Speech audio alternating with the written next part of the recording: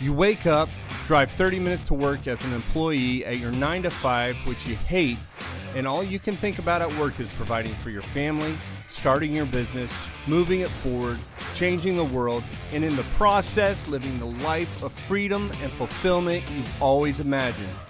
This podcast helps you transition from employee to entrepreneur.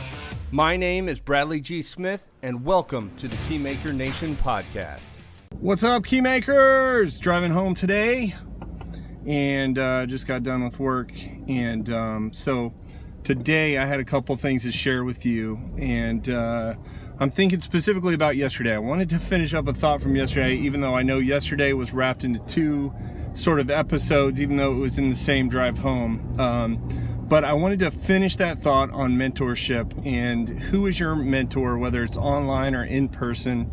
And of course, in person would be ideal, but if you don't have anybody you know, or you're not sure you can get somebody's ear in person, and you're not sure if you can confirm somebody's success or not in person, or whether or not they're earning the amount of money that you would hope that they'd be earning in order to be giving you that mentorship advice, then then online makes a lot of sense, right?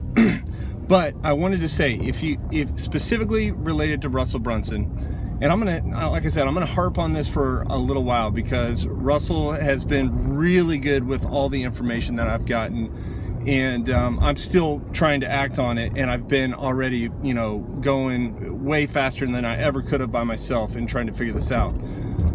So Russell has two books. They're both free plus shipping. If you haven't read them already, you need to.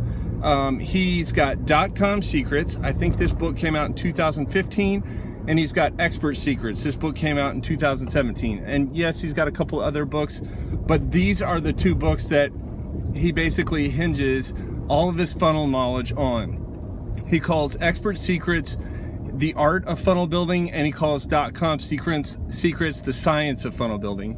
And if you haven't gotten Expert Secrets, then you need to, or if you haven't gotten either one, you need to start with Expert Secrets.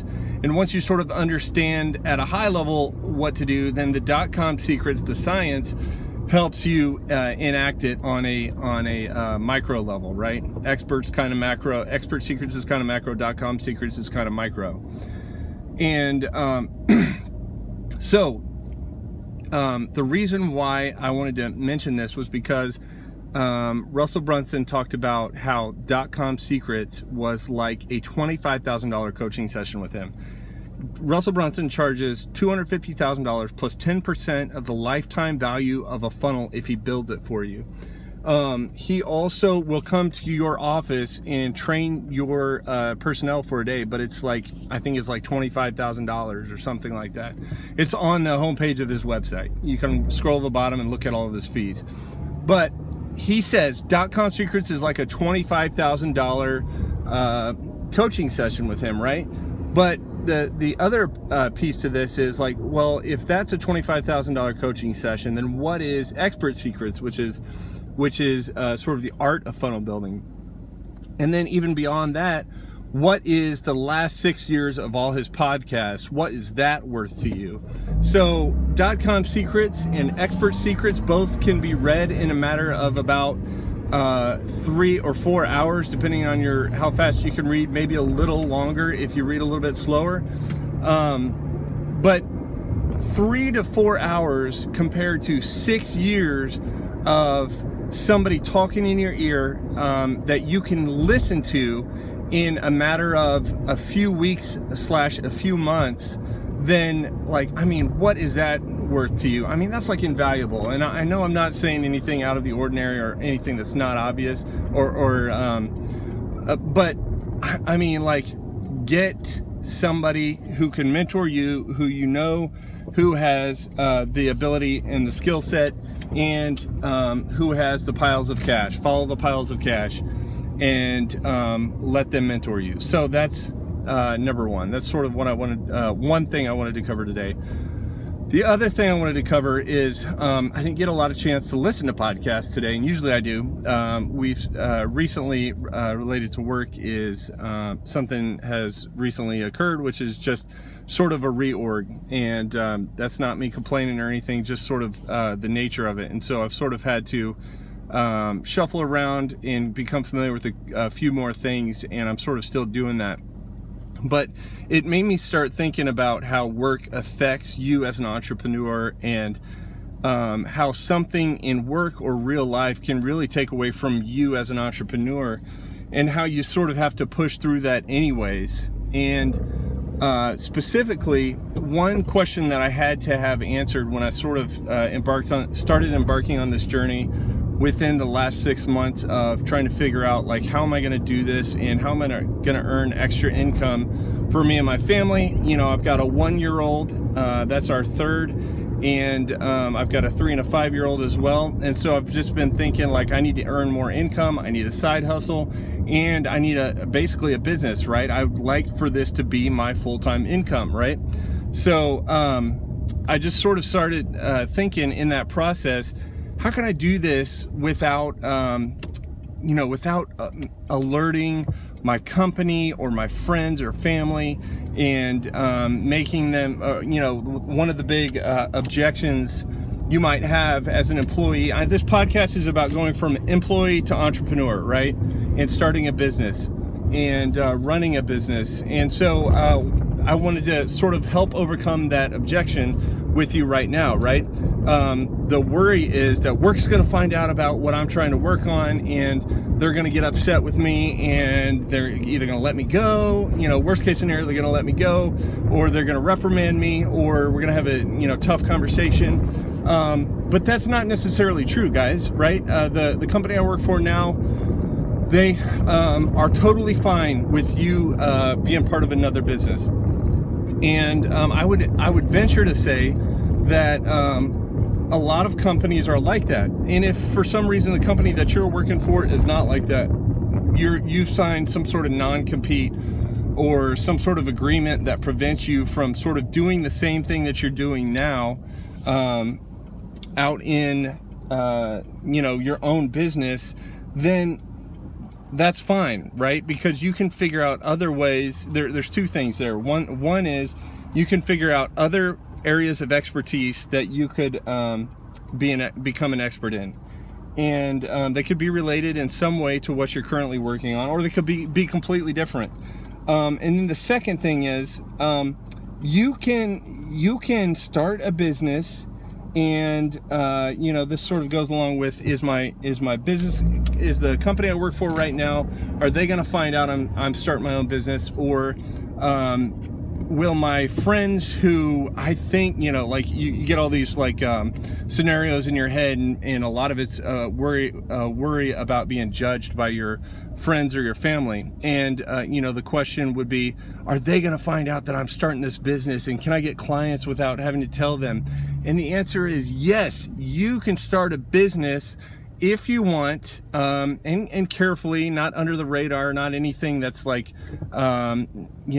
above board.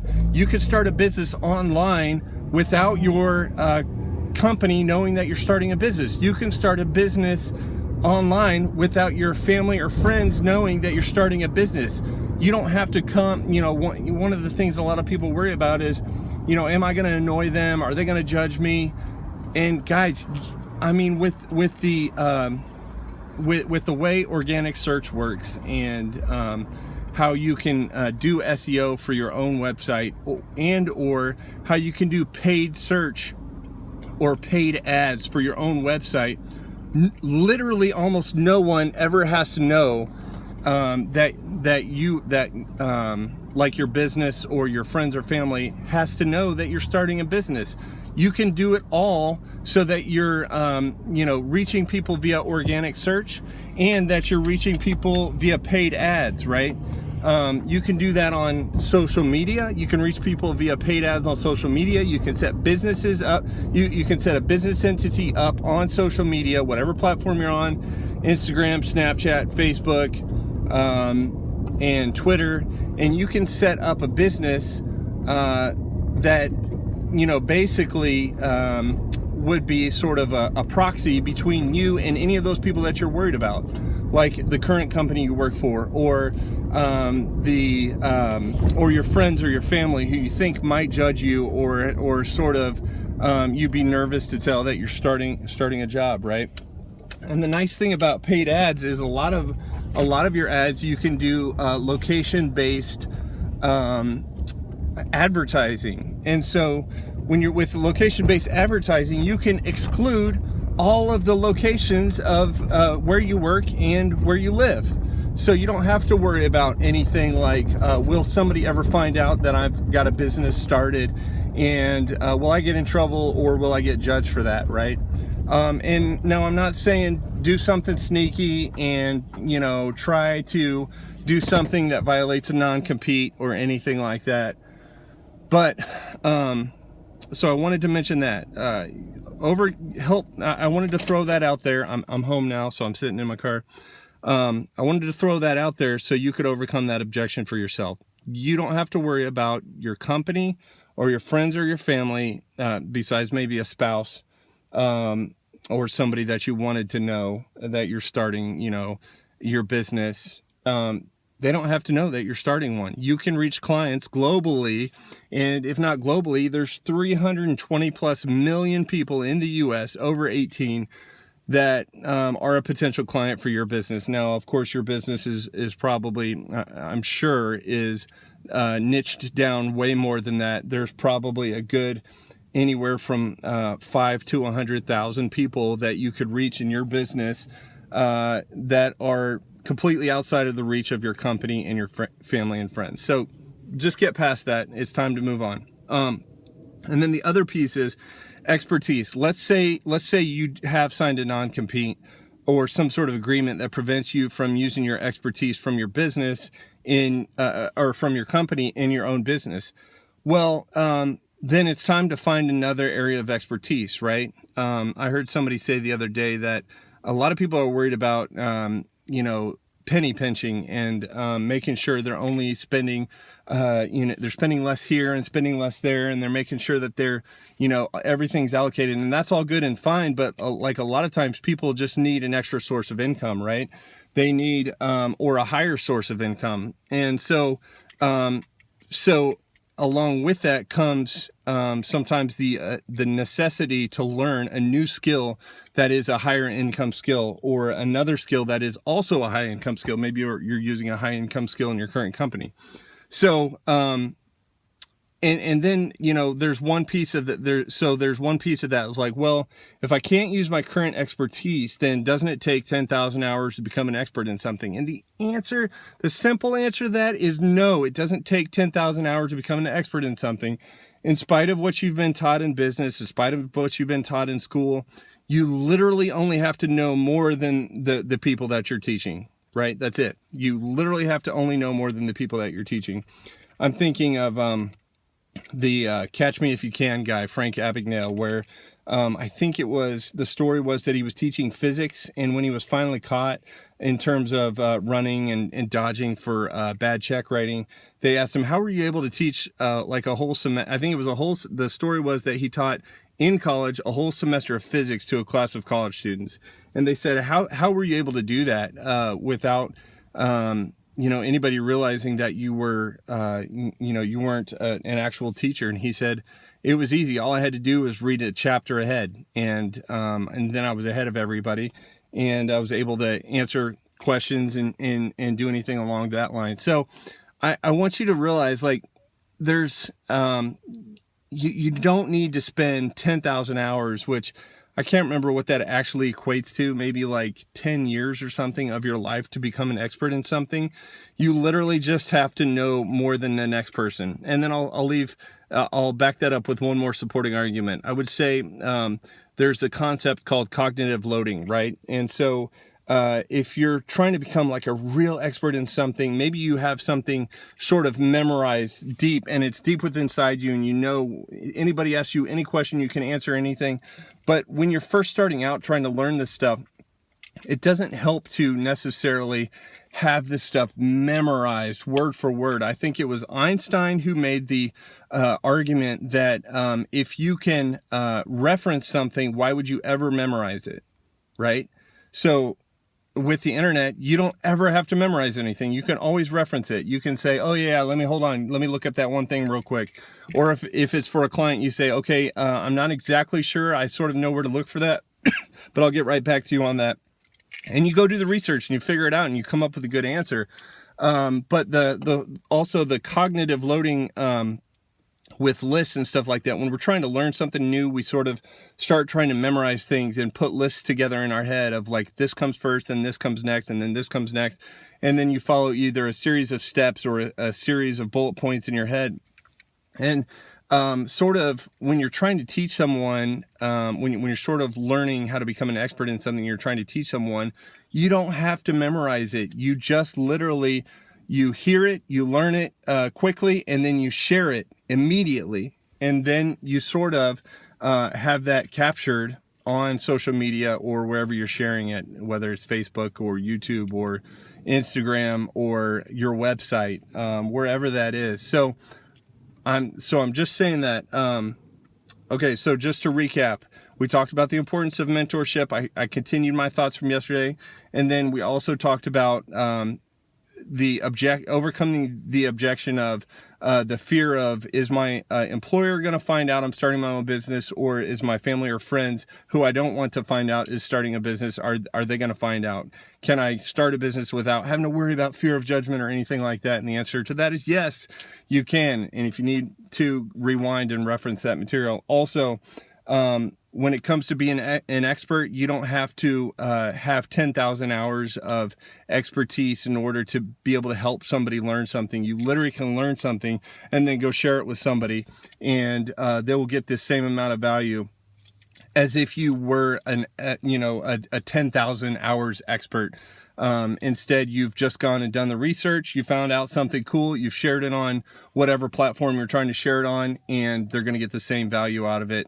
If you're doing organic search, search engines will pick it up, organic search, and usually that by that I mean you're doing some sort of blogging or media strategy in your industry.